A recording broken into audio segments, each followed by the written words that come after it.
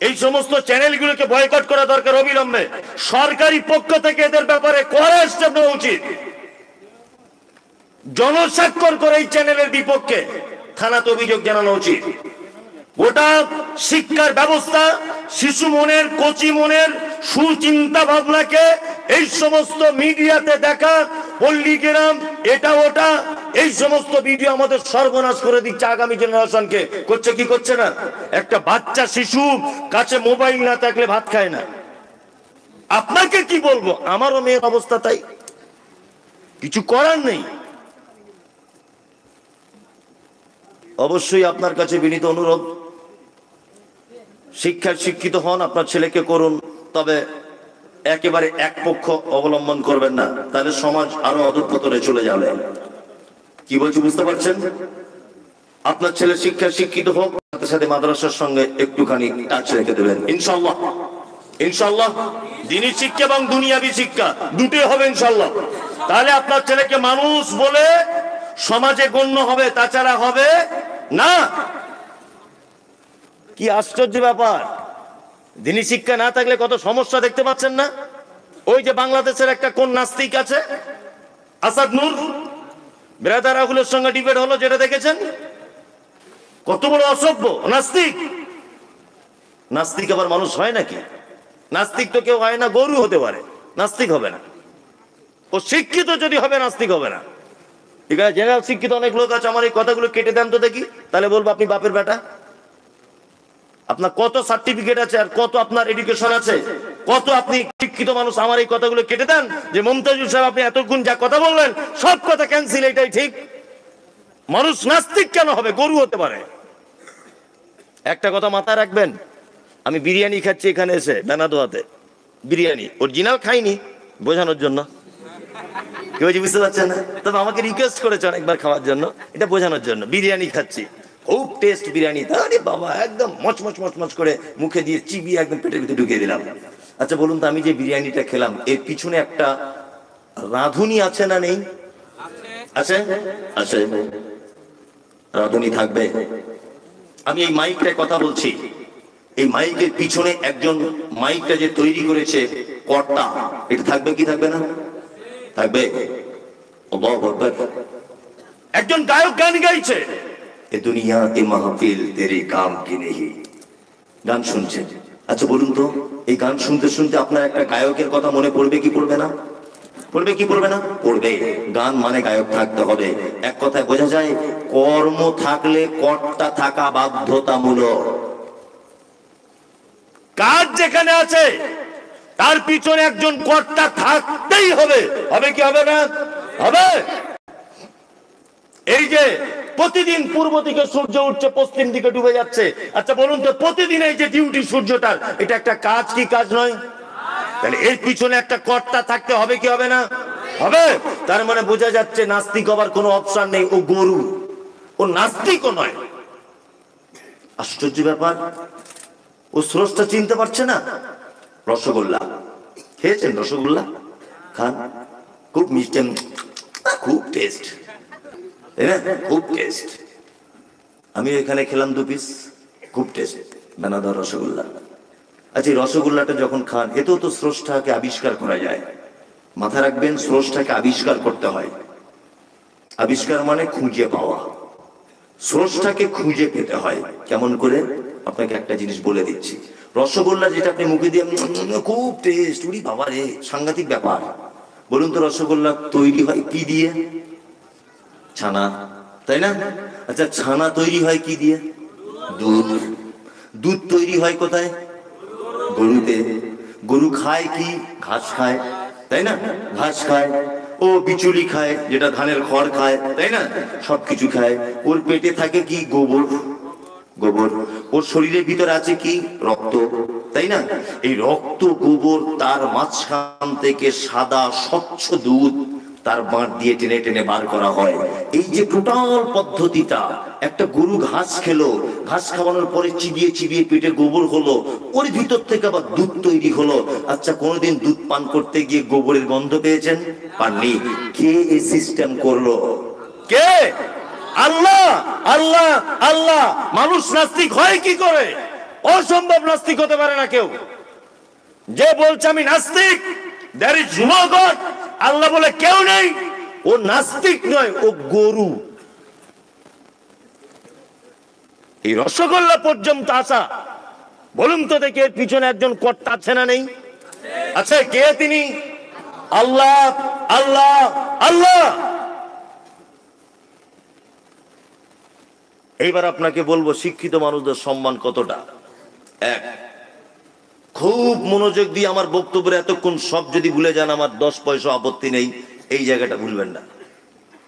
পবিত্র আল কোরআনে শিক্ষিত মানুষদের মর্যাদা দিতে গিয়ে আল্লাহ সুবহানাহু ওয়া তাআলা একটা আশ্চর্য ঘটনা বর্ণনা করেছেন। ইতিপূর্বে আপনি শুনেছেন, এটা আমি জানি, তারপরেও আপনার সঙ্গে পুনরাবৃত্তি করছি আমি। লোকমান হাকিম বলে একটা লোক ছিলেন, নাম শুনেছেন? শুনেছেন। নবী ছিলেন? ছিলেন না। রসুল ছিলেন? ছিলেন না। সাধারণ মানুষ ছিলেন। বাড়ি কোথায়? যারা ইতিহাসের ছাত্র আপনারা জানেন, বা যারা জেনারেল লাইনের শিক্ষিত ছিলেন আপনারা ভালো জানেন যে দক্ষিণ আফ্রিকাকে বলা হয় দুর্ভিক্ষের মহাদেশ। এই দক্ষিণ আফ্রিকার একটি শহর, জায়গাটার নাম হচ্ছে হাবাসা, বর্তমানে যার নাম ইথিওপিয়া। এই ইথিওপিয়ার কোন একটা পল্লী গ্রামে জন্মগ্রহণ করেছিলেন, নাম তার লোকমান হাকিম। লোকটা পেশায় বকরি চড়াতেন, পেশাতে কাঠের ভালো মিস্ত্রি ছিলেন, কিন্তু জ্ঞানী খুব জ্ঞানী। কেমন জ্ঞানী জানেন? লোকমান হাকিম যে মালিকের বাড়িতে কাজ করে বকরি চড়ানোর, একদিন বকরি জবাই করেছে। মালিক বলছে, লোকমান আজকে রান্না হলো কি? বলছে আজকে রান্না হয়েছে বকরি। লোকমান, এক কাজ করো, বকরির দেখে সব থেকে উৎকৃষ্ট জিনিসটা আমাকে দাও, আমি খাবো। লোকমান হাকিম আনলেন হৃৎপিণ্ড, আনলেন বকরির জীব। জীব আর হৃৎপিণ্ড, এই দুটো জিনিসের প্লেটে করে দেওয়া হলো মালিককে। মালিক খাচ্ছে, খেতে খেতে বলছে, লোকমান তাহলে এইটাই একটা প্রাণীর দেহের সব থেকে উৎকৃষ্ট, মানে উত্তম? বলছে হ্যাঁ। লোকমান হাকিম কিছুদিন পরে আবার বকরি জবাই করে রান্না করেছে। মালিক বলছে, এই লোকমান, আজকে তুমি বকরির দেহের সব থেকে নিকৃষ্ট জিনিসটা আমার কাছে আনো, আমি খাবো। লোকমান হাকিম আবার এই হৃৎপিণ্ডটা আনলেন আর জীব আনলেন। তখন মালিক বলছে, লোকমান এই দুটো আগের বার এনেছিলে উৎকৃষ্ট বলে, আজকে নিকৃষ্ট, আবার এইটাই আনলে। তখন লোকমান হাকিম বলছেন, হুজুর, একটা প্রাণীর ভিতরে যদি দুটো জিনিস সুস্থ থাকে তাহলে সে সুস্থ। একটা মানুষের ভিতরে যদি দুটো জিনিস কেউ ভালো করে নিতে পারে, তার জন্য জান্নাত আল্লাহ রেডি করে রেখে দিয়েছে। এক, তার হৃৎপিণ্ড যদি ভালো হয়। দুই, তার জিহ্বা যদি ভালো হয়।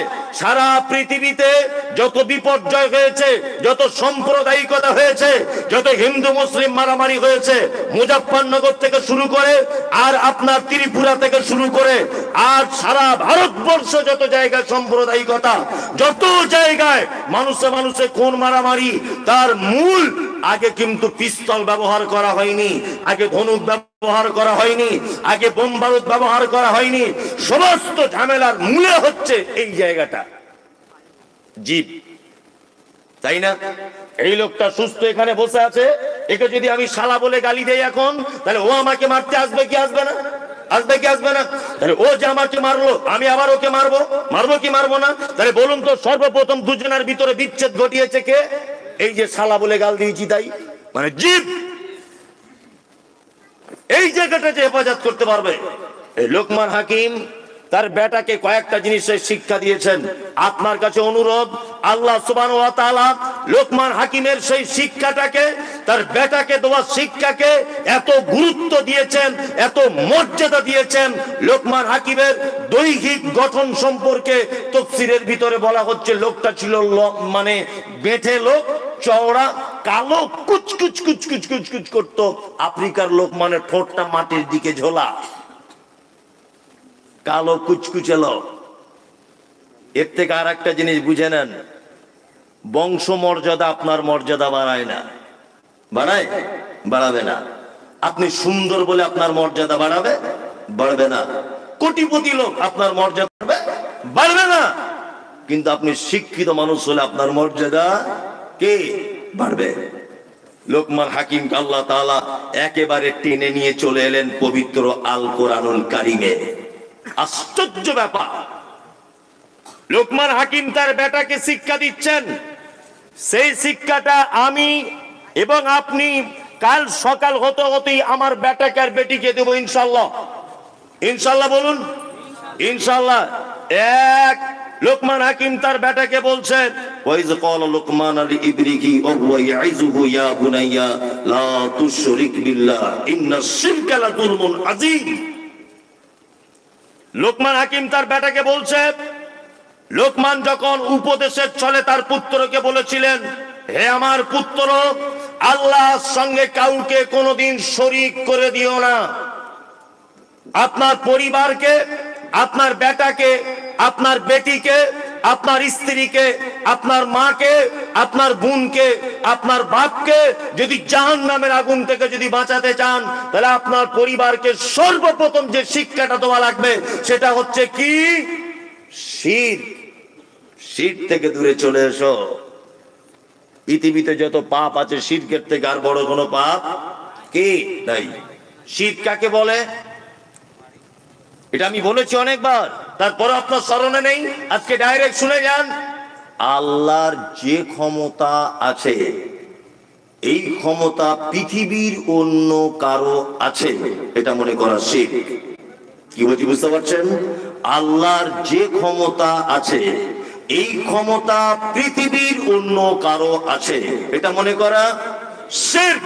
রুজির মালিক কে? হায়াতের মালিক, মত আল্লাহ। রুজির মালিক আল্লাহ, কিন্তু ওই বেলডাঙ্গা বড়ুয়ার মোড়ে একটা দোকান আছে খুব ভালো, দোকানের পাল্লার তলাতে দেখছি একটা তাবিজ ঝোলানো আছে, বলছে বেচা কেনা বেশি হবে। আছে না?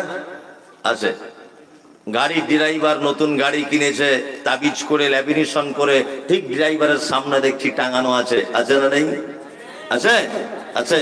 দোকানদার দোকান খুলেছে, ফার্স্ট কাস্টমার গিয়ে বলছে, ভাই ধারে 5 টাকার মুড়ি দাও। আস্তাগফিরুল্লাহ, এখনো বউনি হয়নি আর ধারে মাল। বলে কি বলে না, ধারে দিলে তোমার ক্ষতি কি?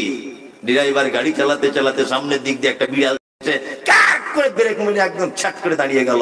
মানে মরে ড্রাইভার না প্যাসেঞ্জার এটা দেখার দরকার নাই, বিড়াল চলে গেছে সর্বনাশ করে দিব। তো বিড়ালও 10 পয়সা কোনো দাম নাই।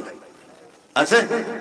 দোকানদার দোকান খুলেছে, সকালবেলাতে ঝাড়ু দিতে হবে, ধূপবাতি জ্বালাতে হবে, তারপর কাস্টমারকে মাল দিতে হবে, তাই না? এই ঈমান আমাদের আছে না নেই? আছে। ও তো ধূপ, ও 10 পয়সাও কোনো দাম নেই। ও তো গোবর দিয়ে আর কাঠের গুঁড়ো দিয়ে তৈরি হয়, ও 10 পয়সাও কোনো দাম নেই। ও তোমার দোকানের ভালো মন্দ কি করে দিতে পারে? করে দিতে পারে। রুজি কার পক্ষ থেকে আসে? কার? আল্লাহ। অনেক মানুষ বলেছে পরিশ্রম করি বলে আজকে এই জায়গায় পৌঁছাতে পেরেছি। ঘোড়ার ডিম। পরিশ্রম করেছো বলে এই জায়গায় তুমি পৌঁছেছো। পরিশ্রম করলে সম্পদ বাড়ে? কে তোমায় বলেছে? পরিশ্রম করলে যদি সম্পদ যদি বেড়ে যেত, তাহলে বনের রাজা সিংহ না হয়ে গাধা হতো। গাধা, গাধা বেশি পরিশ্রম করে। সারাদিন মালিকের বোঝা বইছে, বইছে না? সারাদিন মালিকের বোঝা বইছে, আর বনের সিংহ কোনো দাদাগিরি মেরে বেড়াচ্ছে বনের ভিতরে। মানে বোঝা যায় শুধু আপনার পরিশ্রমের সফলতার মাপকাঠি নয়, উপর থেকে 50,000 বছর আগে যেটা সিলেক্ট করে দেওয়া হয়েছে ওইটার উপরে আপনাকে দাঁড়িয়ে থাকতে হবে। শিরক মারাত্মক বড় পাপ। ছোটখাটো শিরক আছে, বড় শিরক আছে। বড় শিরক মানে হচ্ছে ওই যে দেখতে পাচ্ছেন সোশ্যাল মিডিয়াতে সব মাজারে গিয়ে, কবরে গিয়ে, বট গাছের তলায়, আম গাছের তলায় সিজদা দিচ্ছে মানুষ, দেখতে পাচ্ছেন? কি আশ্চর্য ব্যাপার। আবার বলছে আমাদের পীর সাহেব জীবিত অবস্থায় যা পাওয়ার ছিল মরার পরে পাওয়ার আরো বেড়েছে।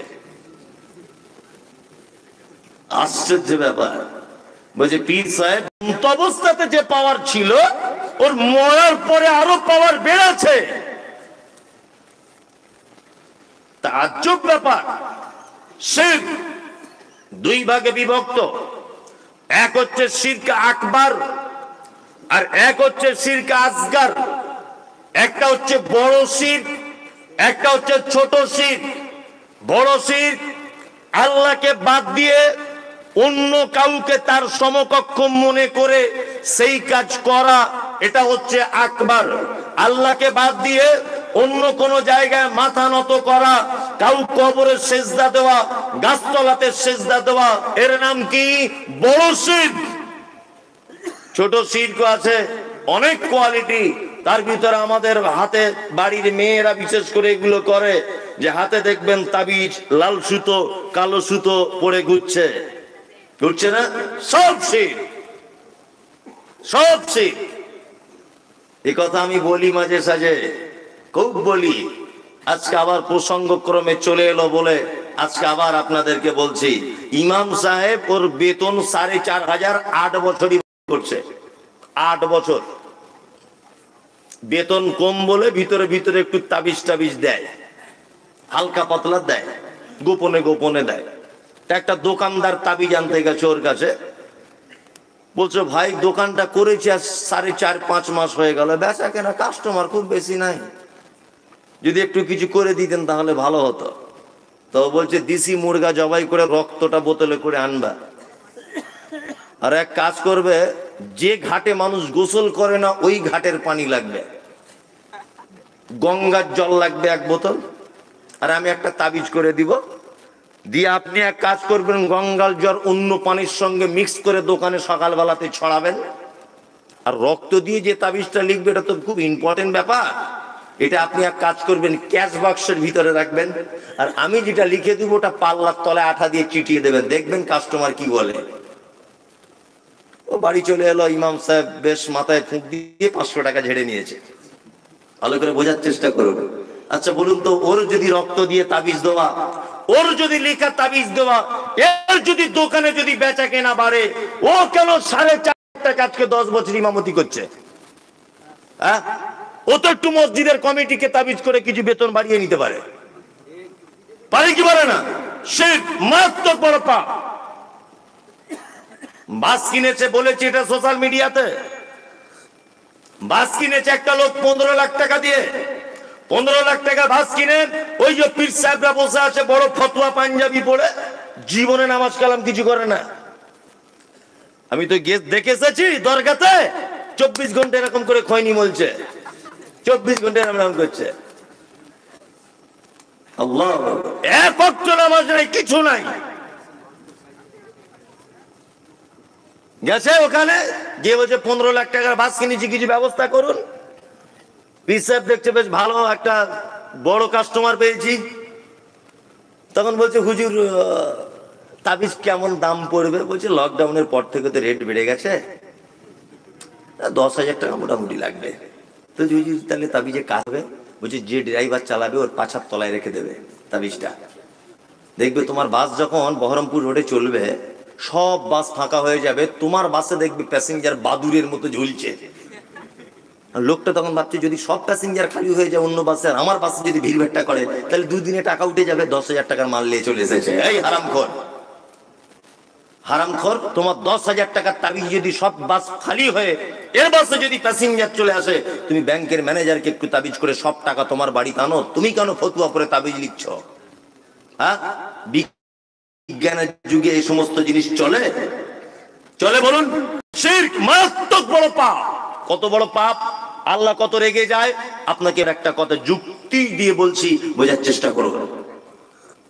আপনার স্ত্রী খুব সুন্দরী, খুব সুন্দরী, আর ঠোঁট গুলো যেমন গোলাপি কালার, হ্যাঁ মাথার চুলগুলো তেমন, আর তার চলনটা তেমন, আর কি আড়া আড়ে দেখায়, মিষ্টি করে হাসে, মানে তাকে বলা যাবে না আর কি। আচ্ছা বলুন তো, আপনার স্ত্রী যে এত সুন্দরী, আপনার কোনো অবদান আছে? কথা বলুন, নাই। ইমাম সাহেবকে 500 টাকা দিয়ে আর 1,000 টাকা মোহর দিয়ে ওকে বিয়ে করে বউ করে নিয়ে এসেছেন। লাল ফিতে কিনে দিয়েছেন একটা, কানের দুল দিয়েছেন, আর কিছু দিতে পারেননি, ও আপনার বউ হয়েছে।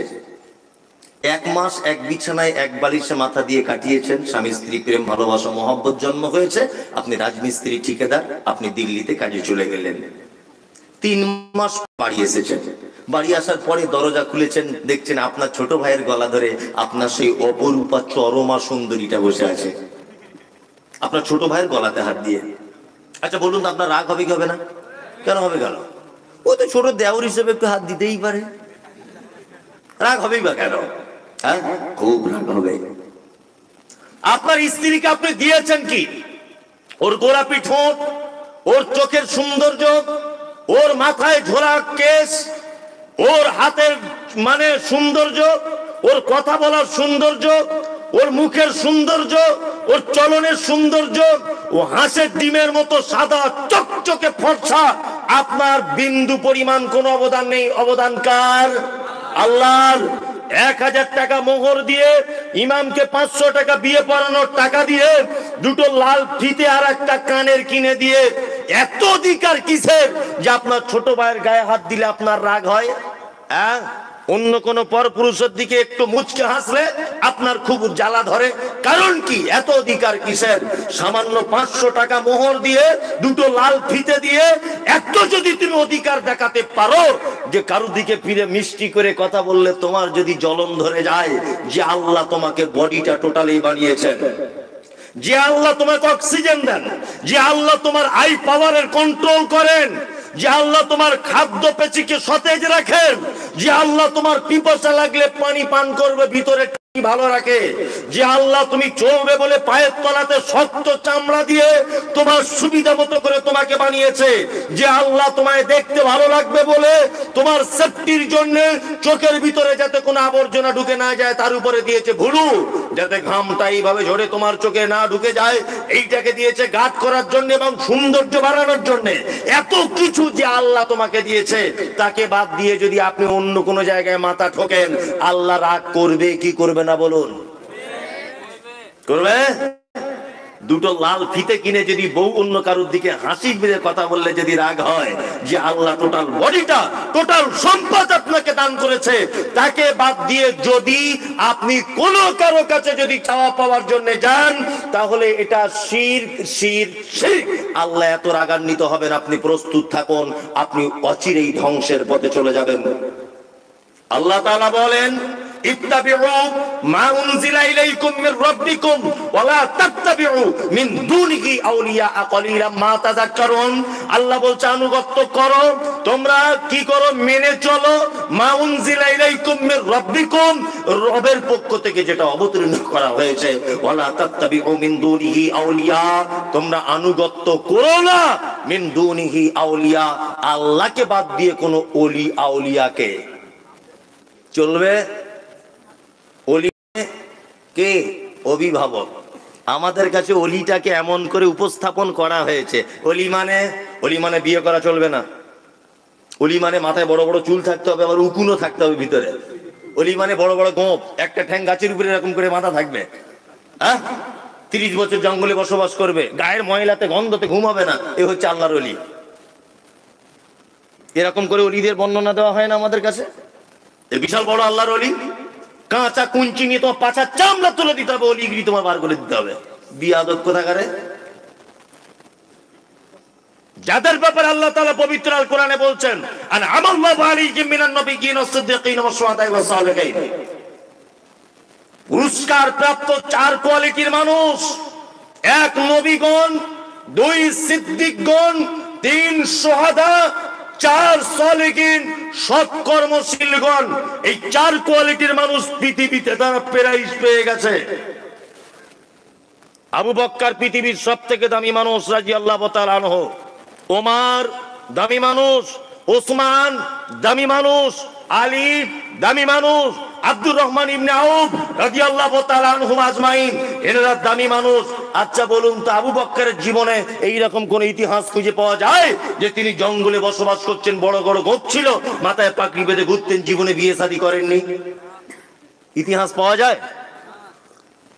পাওয়া যায়? যায় না। আল্লাহ তাআলা বলছে অন্য কোন অভিভাবকের তোমরা আনুগত্য করো, একদমই নয়। সে মারাত্মক বড় পাপ।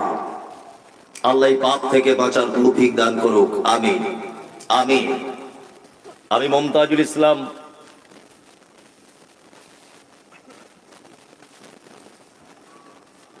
আচ্ছা বলছি পড়ে, এই মমতাজুল ইসলাম আপনাকে আরো একটা কথা বলে দিয়ে যাচ্ছি, খুব মনোযোগ সহকারে শোনার চেষ্টা করুন, কথা হচ্ছে এই যে আমাকে সোশ্যাল মিডিয়ার মাধ্যমে অনেক রকমের গালাগালি দেওয়া হচ্ছে যে আপনি পীর বিরুদ্ধে কথা বলেন।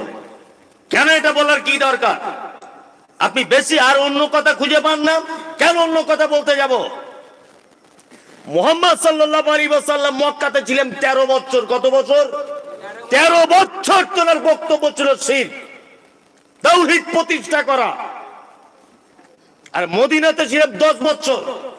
10 বছর তিনি শুধু নরম সুরে মানুষকে জান্নাত জাহান্নাম এটা ওটা হুকুম আহকাম এগুলো বর্ণনা করেছেন।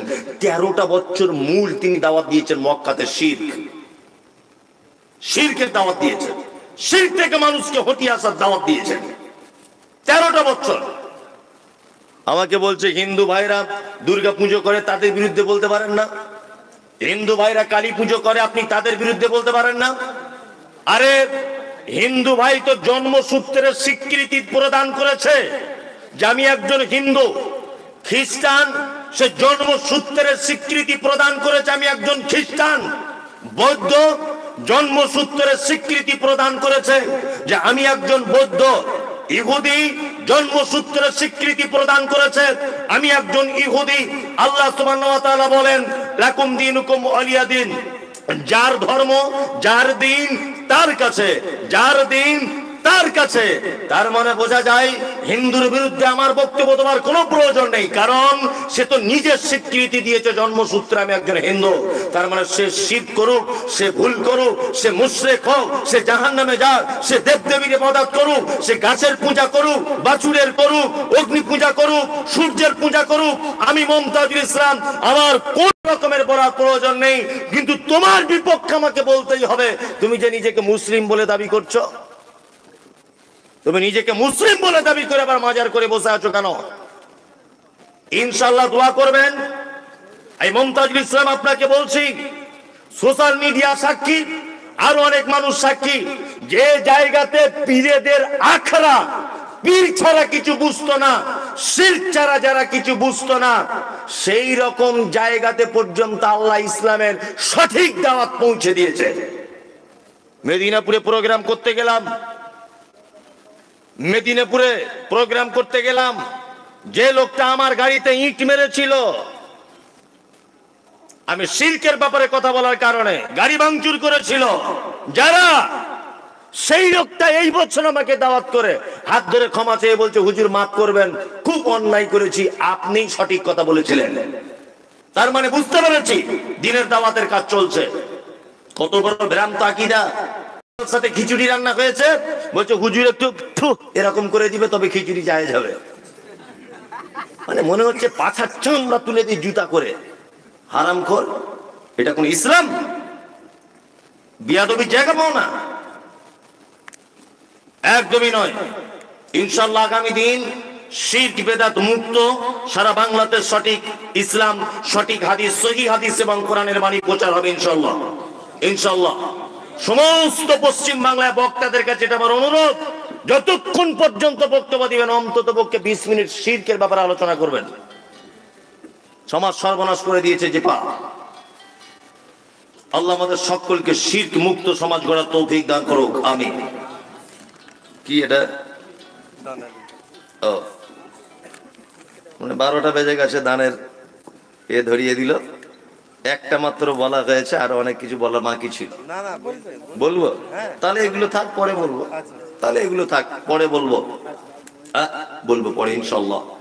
তারপরে আল্লাহ তাআলা বলছেন ওয়াসাইনাল ইনসানা লিওয়ালিদাইহি হামালাতুহু উম্মুহু ওয়াহানান আলা ওয়াহানিন ওয়া ফিসালুহু ফি আমাইনি আনিশকুরলি ওয়া লিওয়ালিদাইকা ওয়া ইলাইয়াল মাসির। আল্লাহ তাআলা লোকমান হাকিমের দ্বিতীয় উপদেশকে কোরআন মাজিদে নোট করতে গিয়ে বলেছেন, আমি মানুষকে তার পিতামাতার প্রতি সদাচরণ করার নির্দেশ দিয়েছি। তার জননী, তার মা তাকে কষ্টের পর কষ্ট গর্ভধারণ করেছে এবং তার দুধ ছাড়ানো হয় 2 বছরে।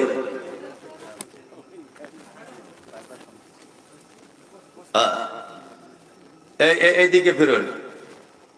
আমাকে বলা হচ্ছে যে আপনি এর আগে এই গ্রামে এসেছিলেন। সত্যি বলছি আমার স্মরণে নেই, তবে এখন এই স্টেজটা দেখে মোটামুটি একটু আঁচ করতে পারছি যে হ্যাঁ মনে হয় এসেছিলাম, অনেক আগে যদিও। 7-8 বছর 9 বছর আগে একবার এসেছিলাম। যাই হোক, এটা আমার দ্বিতীয় বছর আসা হচ্ছে। আল্লাহ তাআলা লোকমান হাকিমের আর একটা কথা নোট করছেন। কি নোট করছেন? পিতা মাতার সঙ্গে সদ্ব্যবহার করো। আমরা করি? এই পিতা মাতার সঙ্গে সদ্ব্যবহার করি না। না করার কারণ আছে অনেক। দুটো, একটা সামাজিক কারণ বলে দিই। সামাজিক কারণ কি? আচ্ছা বলুন তো দেখি, এখনকার মেয়েরা বাচ্চা জন্ম দেওয়ার 3 মাস পরে স্বামীকে বলছে এক কাজ করো না, যে কি বলছে, ল্যাকটোজেন 1 কিনানো বলছে না, কিনানো। আচ্ছা, আপনি যখন জন্মগ্রহণ করেছিলেন আপনার মা দুধ পান করিয়েছিল না ফার্মেসি থেকে কিনে এনেছিল? মায়ের দুধ। আজ থেকে 20-30 বছর আগে সব সিস্টেম ছিল। এই ভাই, আপনি খেয়েছেন দুধ? তো মায়ের দুধ। এখনকার মেয়েরা বলছে দুধ হয় না। কে বললো দুধ হয় না? তোমার মায়ের দরকার, বদমাইশির জায়গা পাবো না, দুধ হয় না। হ্যাঁ, আল্লাহ পৃথিবীতে সন্তান জন্ম দিচ্ছে, আল্লাহ রুজির মালিক। আল্লাহ এত নিষ্ঠুর যে তোমার বাচ্চা তোমার বুকে দুধ দিবে না? হতে পারে? ওসব কিছু নয়। স্বামী ওর স্ত্রীকে বলছে তোমার একটু গ্ল্যামারটা ধরে রাখতে হবে না? হ্যাঁ, ও তখন বলছে একটু ফিটনেস রাখতে হবে, দুধ দেওয়া যাবে না, তোমার বুড়ো বয়সে ঝাঁটা ছাড়া কিছু দ্বিতীয় পাবে না। পর্যাপ্ত পরিমাণে একটা মায়ের দুধ পান করবে শিশু, তত মায়ের সঙ্গে সন্তানের প্রেম ভালোবাসা বাড়বে। বাড়বে কি বাড়বে না? বাড়বে। নাম্বার 2, সন্তানদেরকে আমরা টাইম দিই না। একটা সমাজে মারাত্মক ক্ষতি চলছে। যদি বলছেন আপনি এত অন্যায় কথা বলতে পারছেন, অন্যায় আপনার চোখে হতে পারে। আমি পৃথিবীর বড় বড় বড় বড় জ্ঞানীদের মানুষ কথা নকল করে আপনাকে বলছি। এই যে শিশু স্কুলগুলো হয়েছে, 4 বছর বয়স একটা ছেলে, 3 বছর বয়স একটা ছেলে, তার মা দেখছি তাকে জামা কাপড় পরিয়ে গাড়িতে তুলে দিচ্ছি, স্কুলে চলে যাও। 3 বছর বয়স ওর, এখন পড়াশোনা করার বয়স 3 বছর। ও তো মায়ের সঙ্গে স্পর্শে থাকবে, মায়ের ভালোবাসা আদর খাবে, ও বাড়িতে থাকবে। 5 বছর 6 বছর বয়স হবে তখন স্কুলে ভর্তি হবে। বলছে আমার ছেলে ইংলিশ মিডিয়ামে পড়ে। বয়স কত? বলছে 3 বছর। 3 বছরে ঘোড়ার ডিম শিখবে। 3 বছরে স্কুল লাগে না। 3 বছরে পৃথিবীর সব থেকে বড় বিদ্যালয় তুমি নিজের কাছে রাখো। মানে এক কথায় মা একটু ফ্রি টাইম, একাকী মোবাইল ঘাটার সুযোগ বার করেছে। যে 3 বছরের ছেলে স্কুলে চলে গেছে, এখন 4 ঘন্টা আসবে না 5 ঘন্টা, এই সুযোগে একটু মোবাইল ঘাটছে, গান দেখছে, এই করছে তাই করছে। করছে কি করছে না? করছে। আল্লাহু আকবার। পিতা মাতা খুব ইম্পর্টেন্ট। পৃথিবীতে 2টি মানুষের সেবা যত্ন করার মাধ্যমে জান্নাত যাওয়া যায়। কটি মানুষ? 2টি। এক হচ্ছে আব্বা, এক হচ্ছে মা। এক হচ্ছে আব্বা, এক হচ্ছে মা। বাপের থেকে মায়ের মর্যাদা আরো অনেক বেশি। নবীজি বলেছেন তোমার মা